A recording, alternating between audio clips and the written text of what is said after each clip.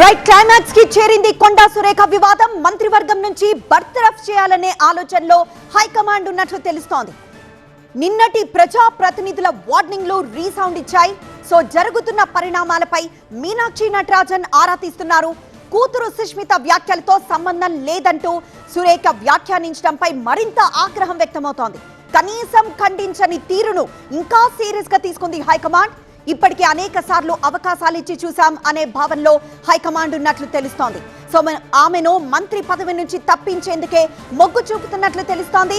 పునర్వ్యవస్థీకరణ చేయాలా, పనిష్మెంట్ గా చేయాలా అనే దానిపైన కూడా ప్రస్తుతం చర్చలు జరుపుతున్నారు. రేపు రేవంత్ లండన్ నుంచి తిరిగి వచ్చాక ఊస్టింగ్ పై ఫుల్ క్లారిటీ వచ్చే ఛాన్స్ ఉంది.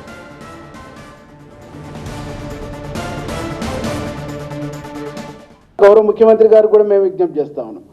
ఇట్లాంటి వ్యక్తులు పార్టీకి ప్రభుత్వానికి నెత్తినొప్పిగా తయారైనటువంటి వ్యక్తుల్ని ప్రభుత్వం నుంచి, ప్రభుత్వ బాధ్యతల నుంచి తప్పించాలని కూడా మేము గౌరవ ముఖ్యమంత్రిని డిమాండ్ చేస్తా ఉన్నాం. గౌరవ ముఖ్యమంత్రి పైన ఎవరు అసత్యమైనటువంటి ఆరోపణలు చేసినా, వితిన్ ద పార్టీలో తప్పుడు పద్ధతుల్లో మాట్లాడినా, ఏకవాక్యంతో సంబంధించిన పదాలు వాడినా కానీ ఉన్నటువంటి ఎమ్మెల్యేలు ఎవరు కూడా చూస్తూ ఊరుకోము.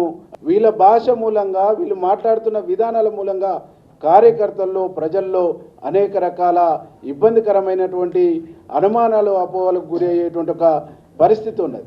ఒక రాజకీయ కుటుంబం అనుకున్నప్పుడు రాజకీయ విలువల్ని పాటించాలి, రాజకీయ పద్ధతులను పాటించాలి, రాజకీయ గౌరవాన్ని కాపాడుకోవాలి. కానీ ఒక లంపెన్లాగా, తాగుబోతుల్లాగా బజార్లకు వచ్చి మాట్లాడటం అంటేనే అది బజార్ కల్చరు, బజార్ సంస్కృతి అయితే తప్ప Congress party culture, Congress party సంస్కృతి కాదు అని చెప్పేసి ఈ సందర్భంగా మేము గుర్తు చేస్తాం.